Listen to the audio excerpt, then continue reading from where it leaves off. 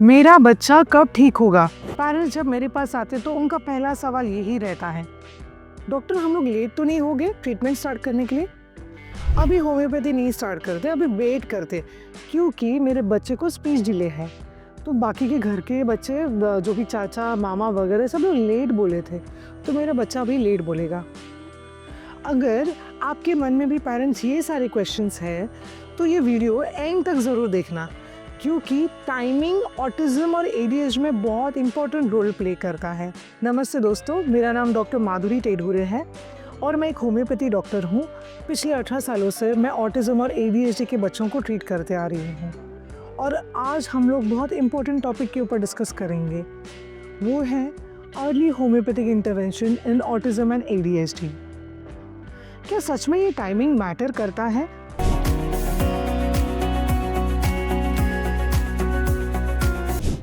India में बहुत सारे पेरेंट्स ये कहते हैं, डॉक्टर मेरा बच्चा भी बहुत छोटा है, वेट करते हैं ना, बड़ा हो जाएगा तो धीरे धीरे ये ठीक भी हो जाएगा।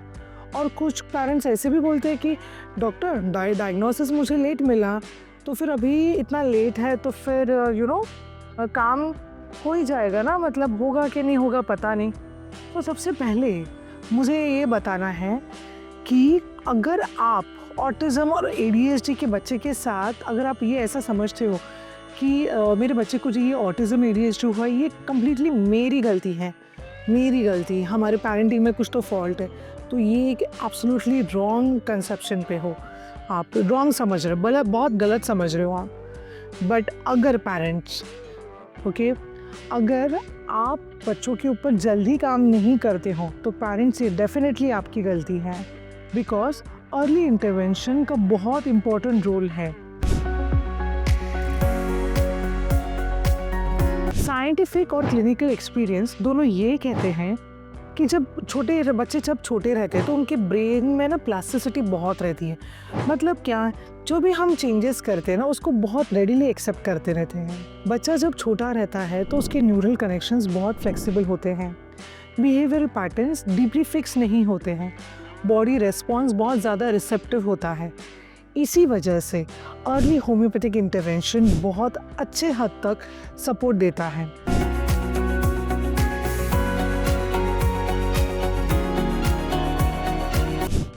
होम्योपैथी में ऑटिज्म या एडीएचडी को हम लोग लेबल के भरोसे पर ट्रीट नहीं करते।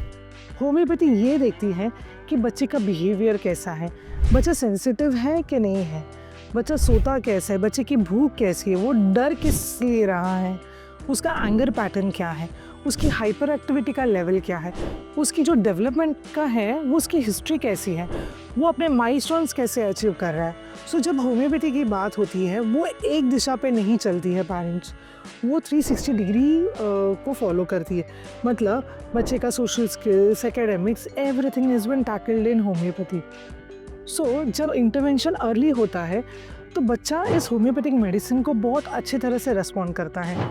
जो हम स्ट्रैटेजीज बताते हैं उससे उसको इम्प्रूवमेंट 10 गुना और ज़्यादा दिखाई देती है। लर्निंग और अटेंशन स्पैन जो रहता है उसमें बहुत सारे पॉजिटिव इफेक्ट दिखाई देती है। इसका मतलब ये नहीं है कि लेट कर स्टार्ट करने से कोई फ़ायदा नहीं होता है। पेरेंट्स, अगर आपको एक ऑप्शन दिया जाएगा कि 2 साल का बच्चा है और एक 10 साल का बच्चा है, तो आप मुझे बताइए कि दोनों में से किसको ज़्यादा फ़र्क पड़ेगा कोई भी चीज़ों से? डेफिनेटली 2 इयर्स का। बट इसका मतलब ये है कि हम लोग 10 साल के बच्चे के ऊपर काम नहीं करेंगे। पेरेंट्स भले ही लेट होता रहेगा, थोड़ा सा डिले होता रहेगा उसमें, बट येस हम लोग उसमें भी अग्रेसिव मोड पे ही काम करेंगे। फिर देन जस्ट कंपेयर, अगर मेरे पास एक बच्चा है 10 साल का और एक लड़का है 21 साल का, 20-21 साल का, तो अब इसमें बताओ मुझे कौन से इसमें मुझे जल्दी रिजल्ट मिलेगा? ऑफ कोर्स 10 साल के बच्चे में मुझे जल्दी रिजल्ट मिलेगा। So parents, it is never late to begin with, you no.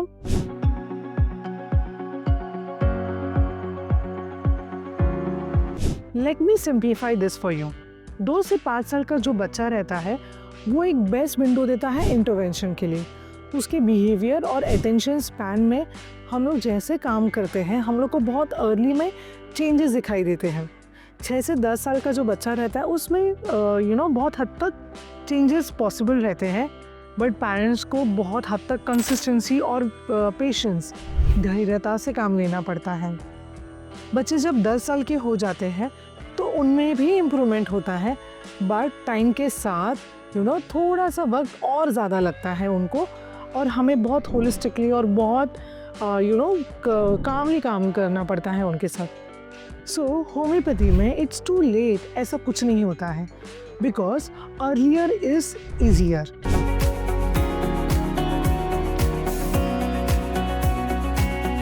बहुत ऐसे कॉमन मिस्टेक्स हैं जो पेरेंट्स करते रहते हैं। द रीज़न मीन उनको पता ही नहीं रहता कि इसका कॉन्सिक्वेंस क्या रहने वाला है। ओके, सो बहुत बार पेरेंट्स ऐसे बोलते हैं कि नहीं मैडम, अभी से पहले मैं स्ट्रैटेजी फॉलो करूँगा, मैं सिर्फ वो मेडिसिन के बारे में बाद में देखेंगे। पेरेंट्स इतना समझ लो, ओके, जो मेडिसिन रहती है होम्योपैथी की, it helps for the development of the brain. Okay, and then side by side वो जो स्ट्रैटेजीज हम लोग बताते हैं, कोई भी आपकी टीम वगैरह जो आपको स्ट्रैटेजीज बताती है, उससे वो न्यूरल कनेक्शंस को फॉर्म होने के लिए हेल्प होता है। कोई पेरेंट्स बोलता है कि नहीं अभी नहीं, बाद में देखेंगे, 1-2 महीने के बाद देखेंगे। 2-3 महीने में रिजल्ट नहीं आया तो पेरेंट्स लिटरली बंद कर देते हैं दवा। सिर्फ इम्पोर्टेंट चीज़ ये याद रखिए पेरेंट्स, ऑटिज्म और ADHD ये एक स्प्रिंट नहीं है, ये एक मैराथन है। होम्योपैथी में ग्रेजुअल और डीप लेवल तक काम करते हैं हम लोग। ओके, सो उसमें ऐसा कुछ नहीं रहता है, देखो फीवर के जैसे ले लिया मेडिसिन, ख़त्म हो गया 2-3 महीने में। नहीं parents, you have to be very patient, trust me parents. अगर आप 1 ईयर तक एक एडवांस होम्योपैथी में आप काम करते हो ना, you are going to see very good outcome, बहुत अच्छे रिजल्ट्स आपको दिखाई देते हैं।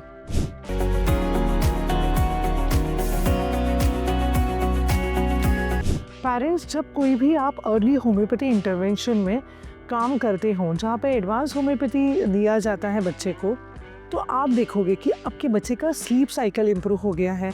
वो जो चिड़चिड़ाहट कर रहा था, वो उसकी जो इरिटेबिलिटी थी वो भी रिड्यूस हो गई है। उसका आई कांटेक्ट इम्प्रूव हो गया है। सो उसका अटेंशन स्पैन है वो इंक्रीज़ हो गया है।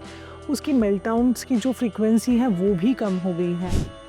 स्पीच या एकेडमिक्स से पहले बिहेवियर और रेगुलेशन बहुत इम्पोर्टेंट रहता है।